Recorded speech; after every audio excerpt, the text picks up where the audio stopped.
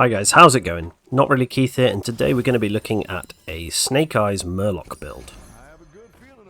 So, for those who don't know, Snake Eyes has a 1 gold hero power that rolls a 6-sided dice, and then you gain that amount of gold.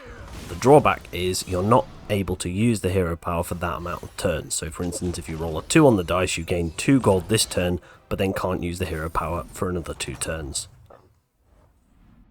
This is very good tempo, as you can see. I was able to roll a 5 very early this game so I could level on turn 1, which is really good for your leveling curve, but it's not always going to happen.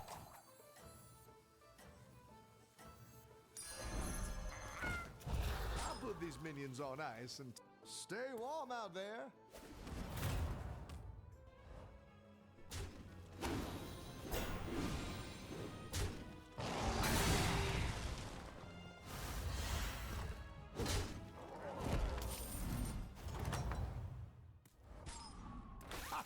What a win!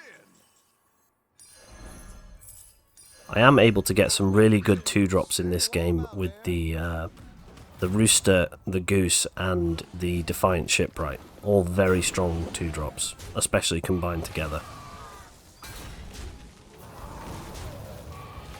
Let's talk a little bit about the buddy. Snake Eyes has one of the most powerful buddies in the game.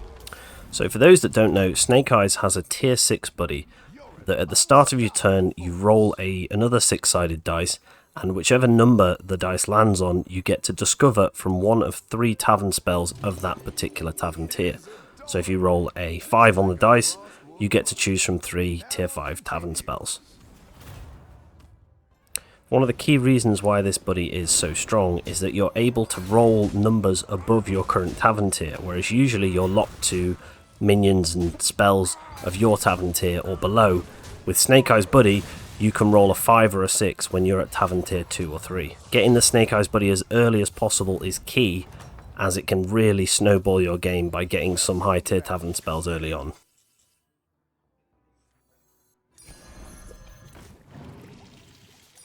An excellent addition to your team. An excellent addition to your team.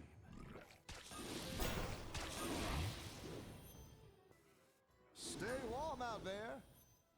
What you want to try and do with Snake Eyes is use your buddy if you can get it early, and then your hero power to really increase your leveling curve so you can level up quicker than most players. This gives you access to those higher tier minions much sooner than other people.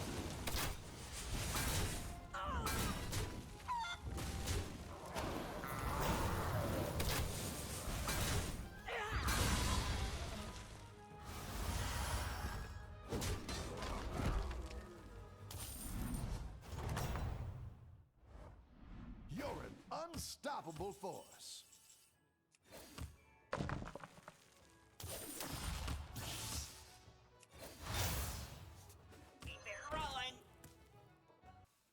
So now that my buddy's online, I can start to take advantage of that early game tempo by the dice roll at the start of every turn, which is going to give me loads of extra value that I usually wouldn't have if I was playing without the buddy.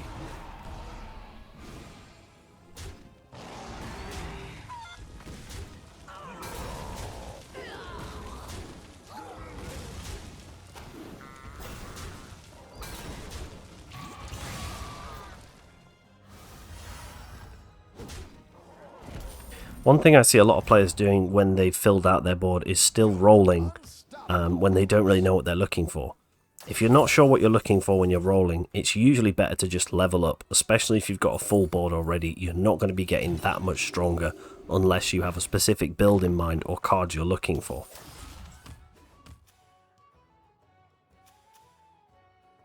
There were a few options to what I could play in this game.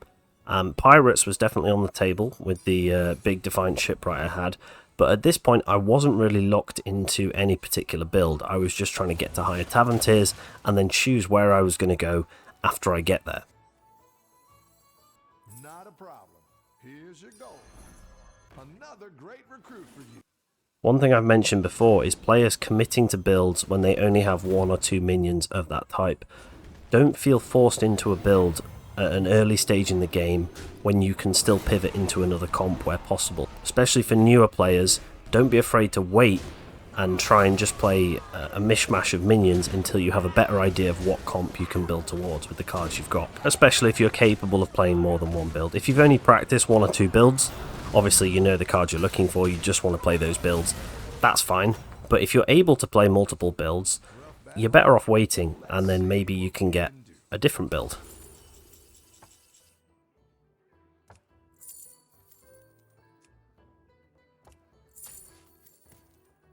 As you can see, at this point in the game, my priority is leveling, because I've got quite a strong board with some good stats, and so now I'm really looking for what's my overall composition going to look like.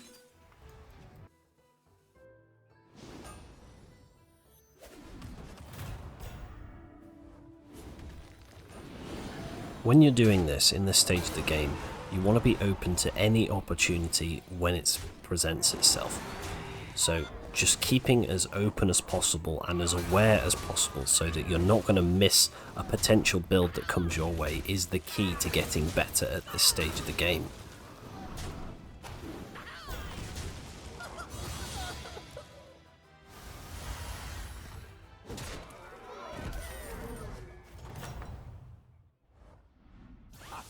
What a win!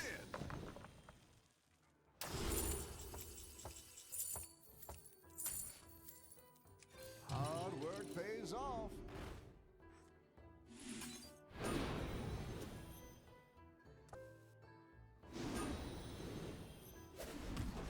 One great thing to do with Snake Eyes is to try and tavern tier when you're using your hero power, because it can negate some of that lack of tempo you get by spending lots of gold on tiering by rolling a high number on the dice.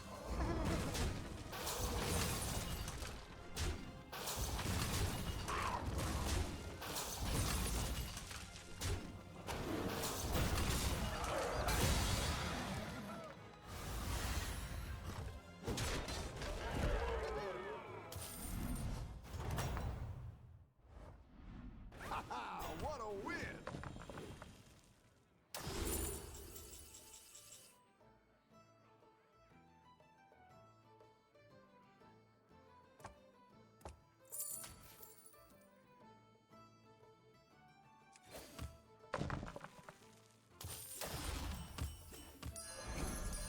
Play nice, minion. So what I'm able to do here, because I get the golden touch, is buy the minions in the shop I don't want and then use the spell, and then I'm happy with any of these minions becoming golden. If it went on the gold rain, I would have played a beast build, but it goes on the murky, so I'm able to pivot into an end of turn murloc build.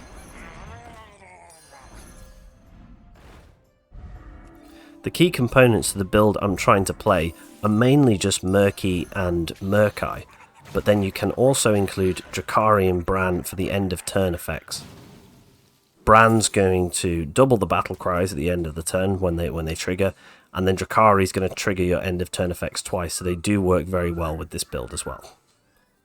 But do keep in mind they take away a Murloc from your board, so Murky is based on how many Murlocs you have on your board. If you do play a Bran or a Drakari, that's going to reduce the amount by 1, however it's still much more stats by getting double battle cries or double end of turns.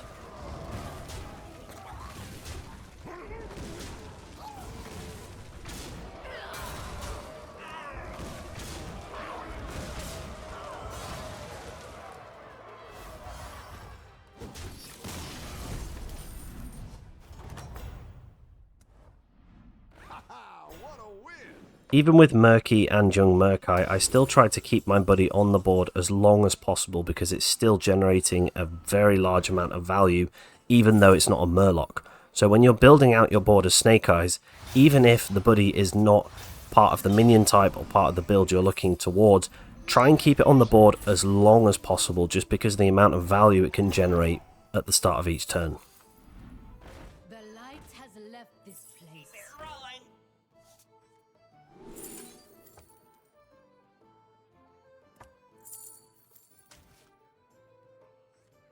Want a peanut, Nana? I remember Vandar saying good things about that one. Victory is near. Just a little bit more.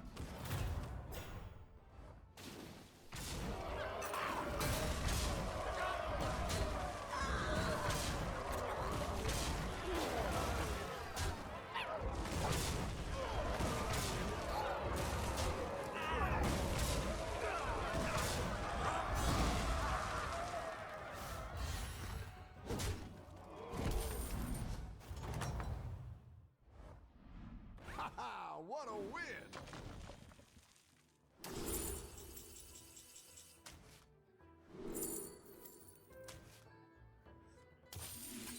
Recruitment time. My favorite.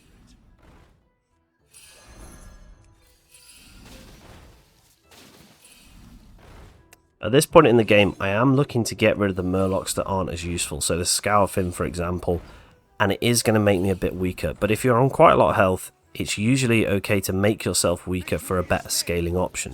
A little bit more.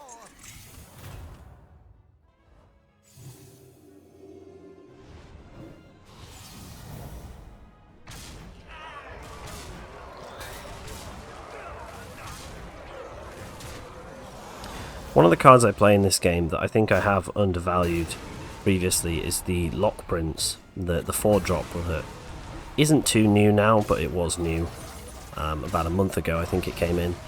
Really strong card, especially if you have a consistent way to buff it. Getting that extra +2/+2 can be very good in the sort of early to mid game as well if you can get it.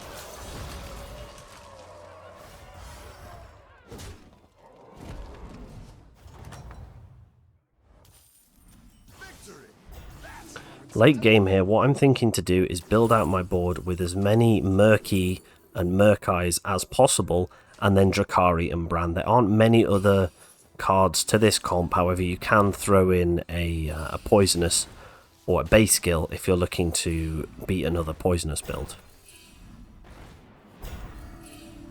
For those wondering why I've got the Fleet Admiral Tethys, when you get to Tavern Tier 6, it's usually good to just buy, just because if you're spending lots of gold, you're going to get value out of the free pirates it gets you, even if it's not in your actual board comp. Keeping it around for a turn or two can get you some extra value just when you're spending gold passively. I don't plan on switching to pirates, but it's still good to keep around.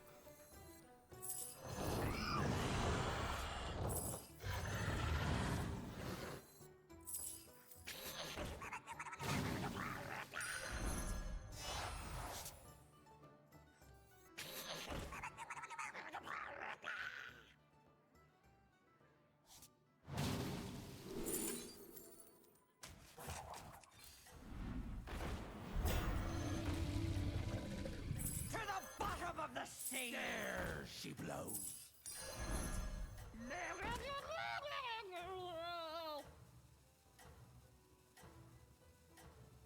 For those of you wondering, you might see Marpan and a couple of other people in a few of these games. That's because they are queuing with me. He is a friend of mine that I play with, so if you see them in videos pop up more than once, it isn't a bug or anything. It's just because we do duo or team together. I think he sells his board here because he knew I was very strong and he knew he didn't have a chance of beating me in this particular game. Unstoppable force.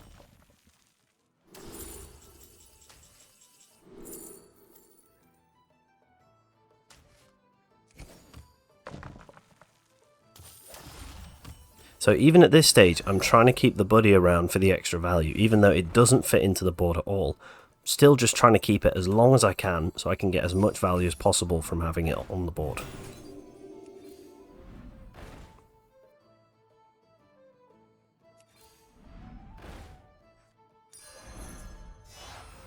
Now, I remember Vandar saying good things about that one. Recruitment time. In hindsight, I probably could have swapped out the Lock Prince towards the later game. Maybe with the spell, if you are looking to swap cards out, the spell that consumes a minion and gives it stats to another minion is a really good way of doing that without losing too many stats on your board. So if you are at tier 6 and you can pick up that spell, the 4 gold spell, it's a great way to get some of those mid-game minions that have got lots of buffs off of your board without losing too much in terms of stats.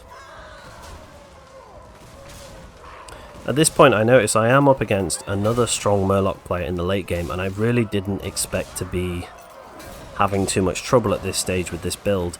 However, there's another strong Murloc player that has Reborn Poisonous.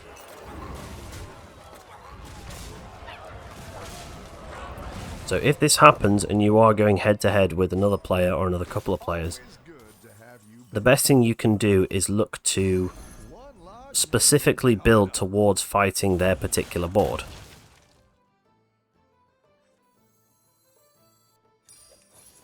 because my opponent's playing poisonous, I pick up the base skill as a way to increase the amount of minions I can have access to. If I play base skill with another poisonous in my hand, that gives me an extra minion on the board, and then an extra minion that comes into, well, an extra minion when it comes into combat. You're on top of the mountain.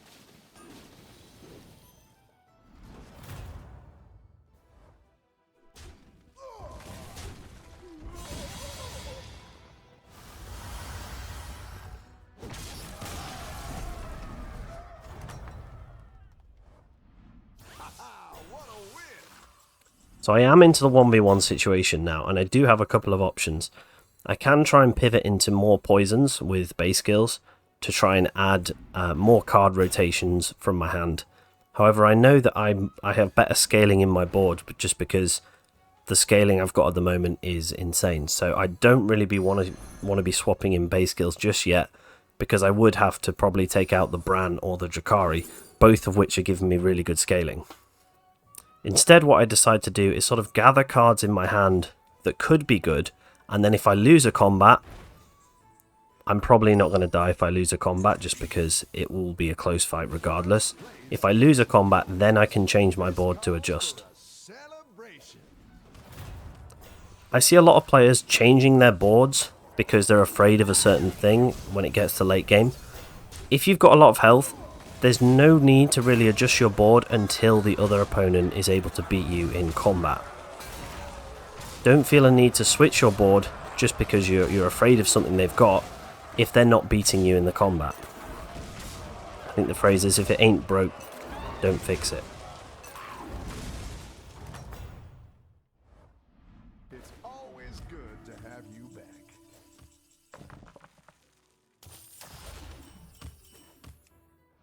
Time to see our new recruits.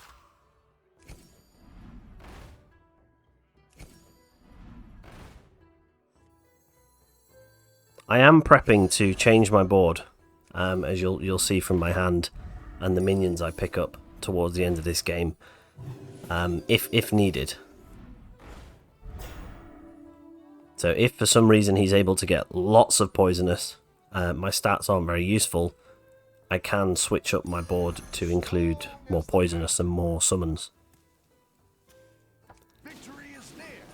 Also, the beetles can be very good for absorbing a poison hit. That's why I keep picking up beetles. I do keep saying poisonous, but the word I'm actually looking for is venomous. Poisonous was much stronger. It didn't get broken after a minion hit a minion. There is still a poisonous 7-drop in the game, and there is the Cobra from Akazamzarak. But because it's venomous, if a minion hits the venomous minion, regardless how small it is, it will consume the charge of venomous, as it only has one charge. And you'll see the little green vial will disappear once it's hit by a minion. Knowing this, what I try and do here is position my Bran and my Drakari to hit minions with poisonous to remove that vial, so that those minions no longer have poisonous and they're only stat blocks. So even though I have these two weak minions on my board, they're not useless if they can absorb a poison hit. Or in other games, that can be a Divine Shield. They can be useful if they can take off a Divine Shield of a minion as well. You're on top of the mountain.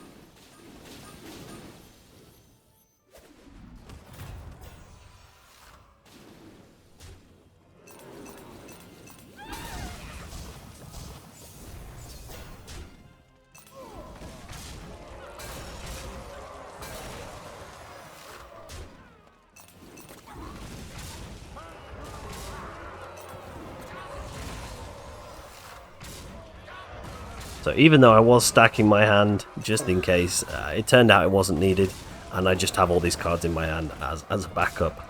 I was able to beat this player. Hats off to him, really good Murloc build, and my scaling was just much better.